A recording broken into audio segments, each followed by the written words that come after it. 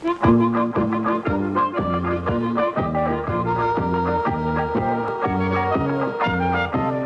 all over the countryside, ask the Leylands, ask the Leylands. Travel all over the countryside, ask the Leyland Brothers. Whatever it is that you want to see, ask the Leylands, ask the Leylands. No matter whatever that happens to be, ask the Leyland Brothers. Come on, be in it and join in the fun. Travel all over Australia.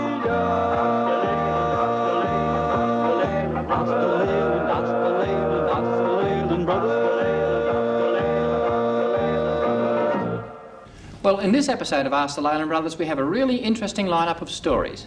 And where does our first one come from, Mike? It comes from the Batlow district here in New South Wales. We're going to have a look at the life of the men who man the isolated fire towers in the forestry area there. They save our forests from being burnt by keeping an eye open for smoke and fires. Where do we go then, Mal? Well, our next story is from South Australia, from the town of Naracoorte. There we go underground and have a look at one of the finest fossil reserves anywhere in the world. And then finally, we travel westwards to Perth. Well, almost to Perth anyhow, to meet a man who carries out one of those interesting and unusual occupations which we don't see much these days.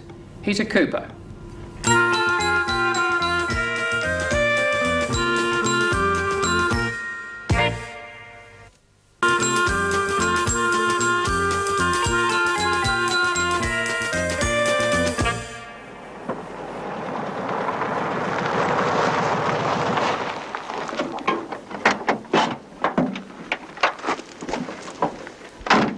We're on the Snowy Mountains Highway, not far from the small township of Talbingo. We're going to take a look at a man with a very unusual occupation. We're going to transfer to a four-wheel drive vehicle on a routine supply run to the Talbingo Fire Tower. With us is John Sanders. He's the forester in charge of the Hume Snowy Bushfire Prevention Scheme.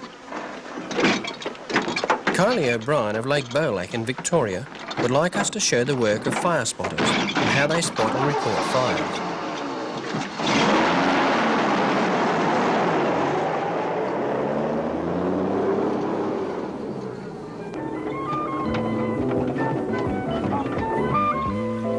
We're going to meet Jack Carroll, the fire spotter at the Talbingo Fire Tower. This tower is accessible by four-wheel drive only, and the road is not open to the public.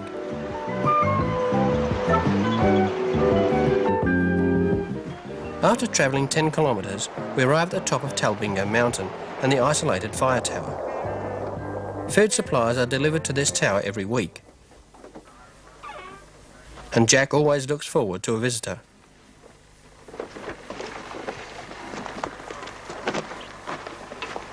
How you going, Jack?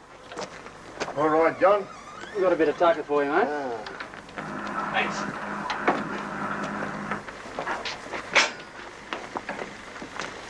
I heard you coming, so I made a cup of tea. Go down very well, thanks, Jack. You deserve it anyhow. Thanks, Jack. Here's your health. He's the best.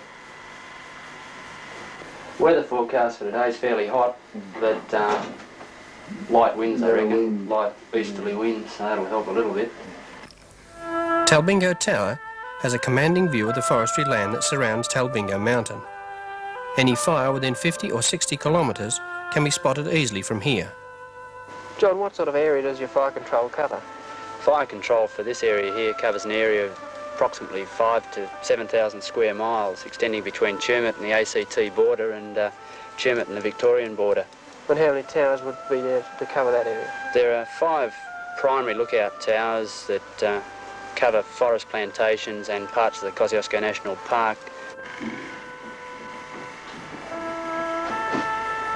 Lightning strikes are the main cause of bushfires. It can often cause a number of separate fires during a severe electrical storm. Prompt spotting of these fires can save millions of dollars worth of pine and native forest timber. The view from Talbingo Tower is spectacular, overlooking the Blowering Reservoir and Talbingo Dam, a pleasant place to work.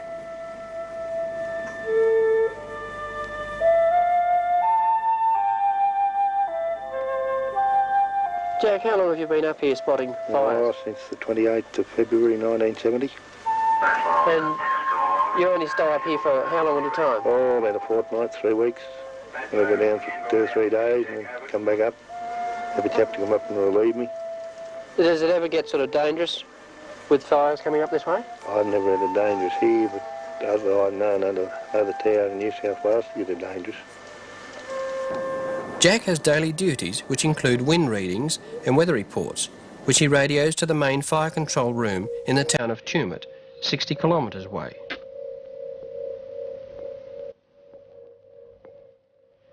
Keeping a watch for telltale smoke is Jack's main task.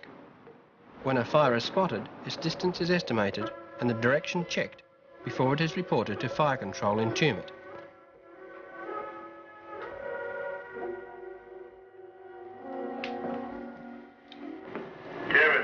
Tell me, I got a smoke on 269 degrees, John, about 10 mile away. Over.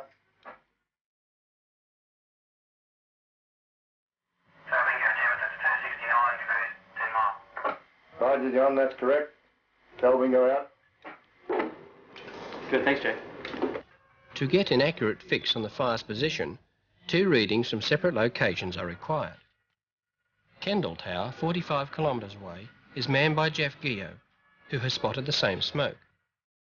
Jeff fixes the direction using a slightly different method than Jack. Then he reports.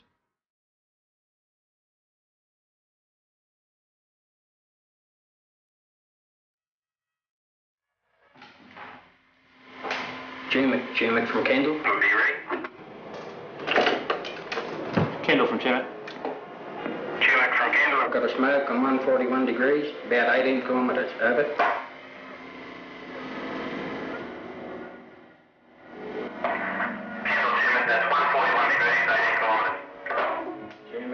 From Kendall, yes, that's right. Over.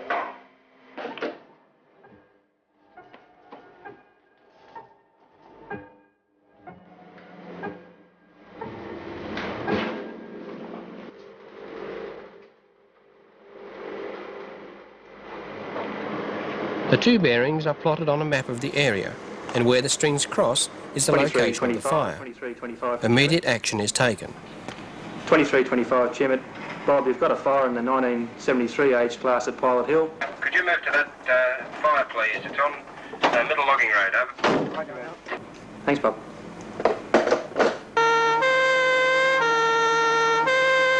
The Forestry Commission's firefighting trucks are on daily standby during the bushfire season in the summer months. This tanker, called from Batlow, is the closest and wastes no time in reaching the fire.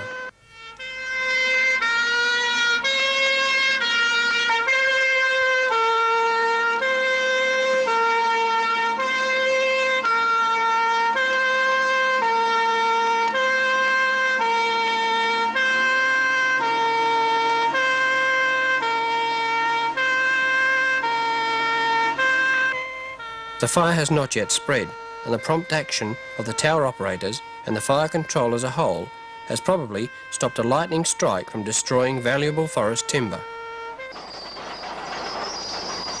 If a fire gets out of control, the Tumut Council bulldozer can be called in to cut fire breaks.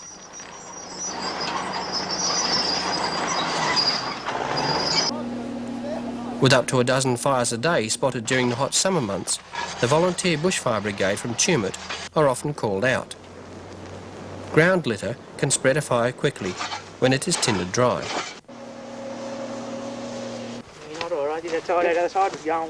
It is hard, hot work for the volunteers and the Forestry Commission men alike, but it's worth the effort to save our valuable forests. Yeah, it's pretty safe. Pretty right on, there's stumps burning around here. Yeah, it's forecast for tomorrow is much the same, favourable to us again.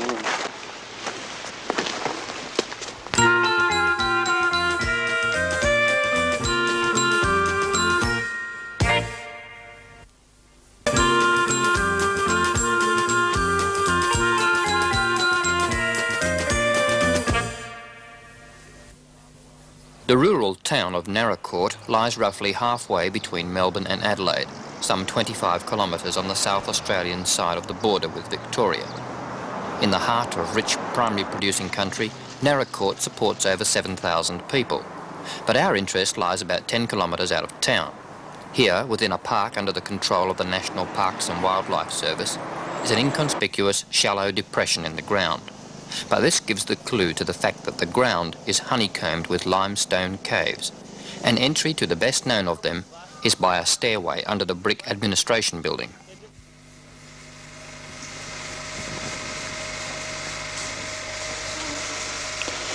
Well, at the moment we're standing in the Alexandra Cave at Naracoorte, just one of the caves of the Naracoorte Caves. And this formation behind me here is quite famous. It's known as the Fairy Castle. That's because of the stalactites reflected in the water. We've come here to have a look at the caves and in particular the fossils in answer to this request from Martin Hogan, an 11-and-a-half-year-old from St Mary's School in Ararat in Victoria. Now Martin says he'd like to see the caves and he'd like to see the fossils. Before we take a look at the fossils, we'll have a look through the Alexandra Cave because this is an excellent cave to see examples of all kinds of limestone formations. Stalactites, that's the formations which grow down from the ceiling, come in all shapes and sizes, but they're all formed by the same process. Water which has seeped through from the surface is heavily laden with dissolved calcite when it emerges on the roof. On contact with the air, the water evaporates, adding a small deposit. These delicate stalactites are known as straws. Each one is hollow, and the water flows through the centre of the straw, emerging as tiny droplets on the tip. Where water seeps through larger areas of wall, it often forms these beautiful drooping shawls. Unlike stalactites growing down and stalagmites growing up, these strange helictites grow in any direction, unexplained behaviour which we ponder upon as we penetrate deeper into the cave.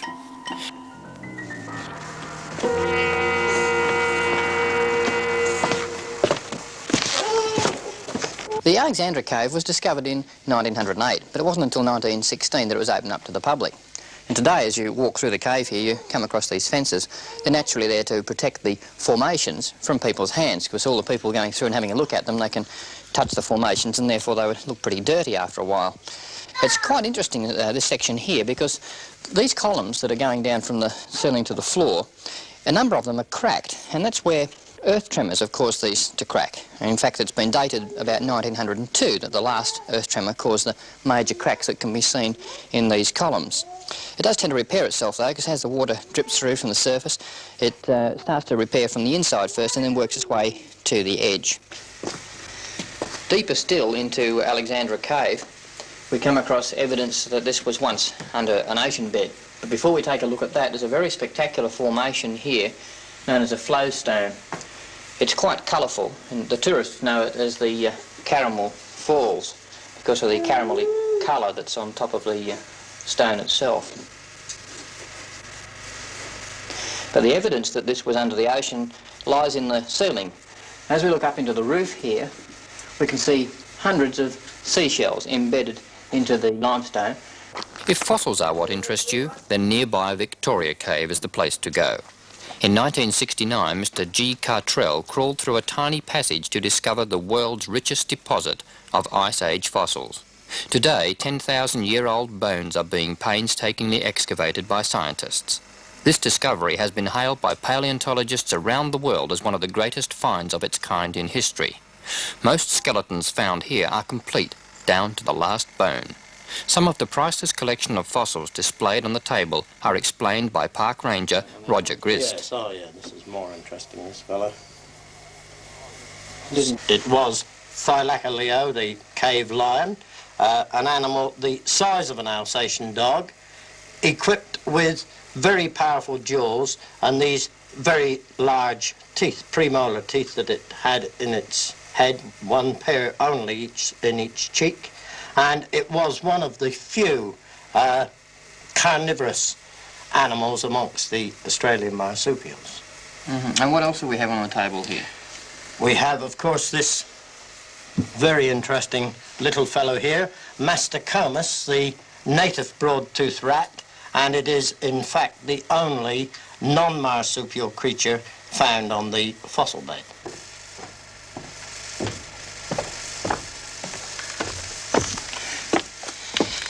Well, this massive chamber here extends back, to maybe 100 metres altogether.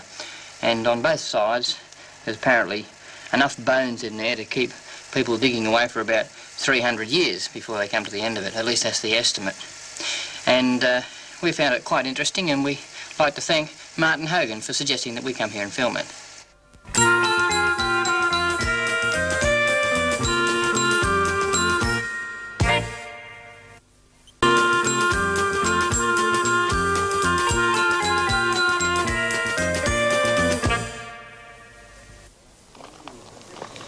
One of the oldest vessels known to man is the barrel.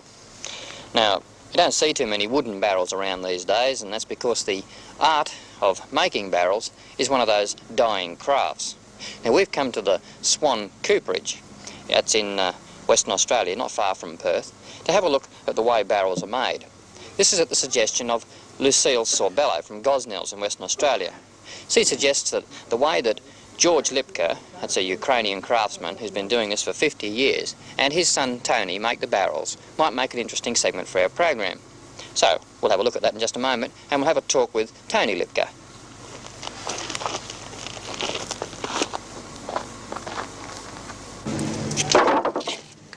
Tony, this business of making barrels, how long have you been doing that?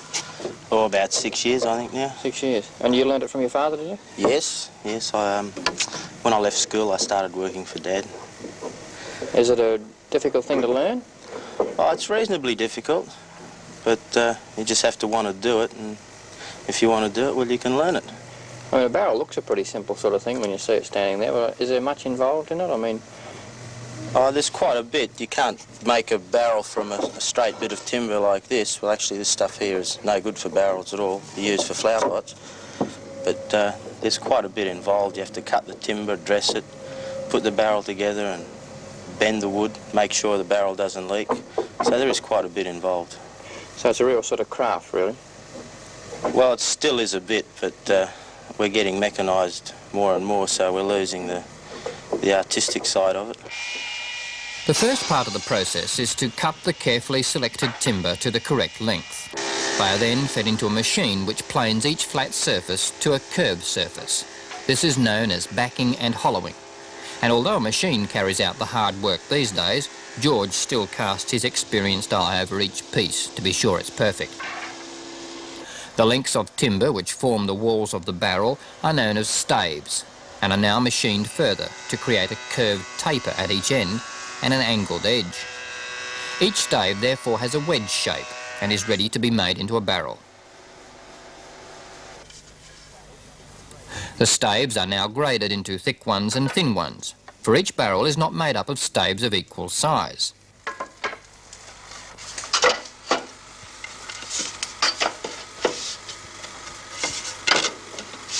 No glue is used to hold the timber together. It is simply compressed under pressure, forming a watertight seal. This is why each surface must have just the right angle on its edge. When the entire ring of staves are fitted within the hoop, it forms a complete circle and is forced into a tight fit by hammering a steel hoop firmly over the timber.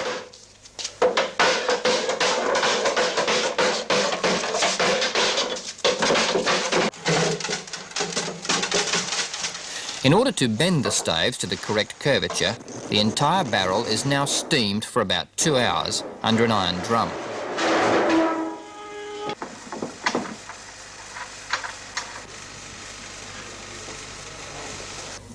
The ends of the barrels are known as heads, and again, no glue is used to make the heads. Tony uses doweling nails and thin strips of paper between each piece of timber. This is then cut into a disc shape.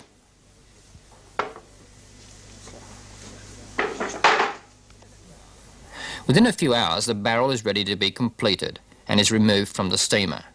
In the old days, George Lipka used to individually bend each stave by hand, immersing it in boiling water. But now he saves a lot of time by steaming in this way and using a steel winch cable to bend all of the staves simultaneously.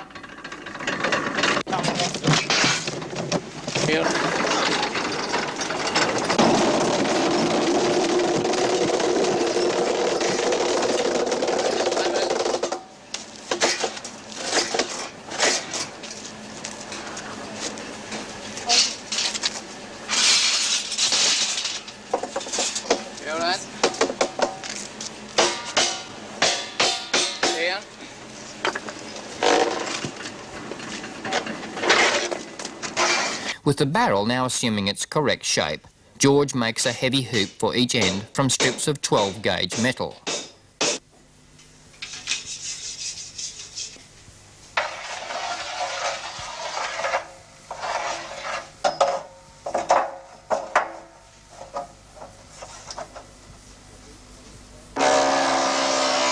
With With the hoop hammered firmly on the end, Tony uses a routing machine to cut a groove on the inside lip of the barrel. This groove will hold the head eventually, forming a watertight seal at each end. The head is forced into the groove with the end hoop removed and is finally held into place by the enormous pressure when the hoop is refitted and hammered hard on each end.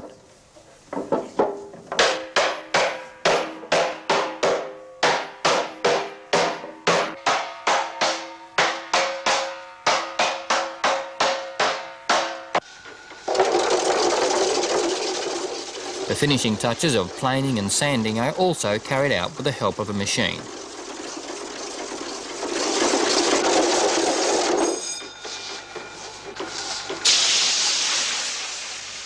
For George and Tony Lipka, Western Australia's only coopers, their 25 barrel a week output may not be enough to keep pace with Western Australia's growing wine industry, the principal users of the barrels. If this is so, the dying craft of the cooper may yet become a revived trade of the future.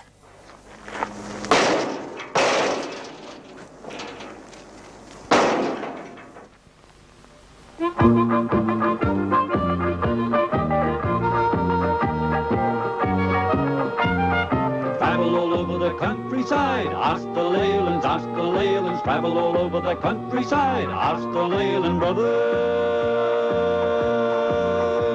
Whatever it is that you want to see, ask the Leylands, no matter whatever that happens to be. Ask the Leyland Brothers.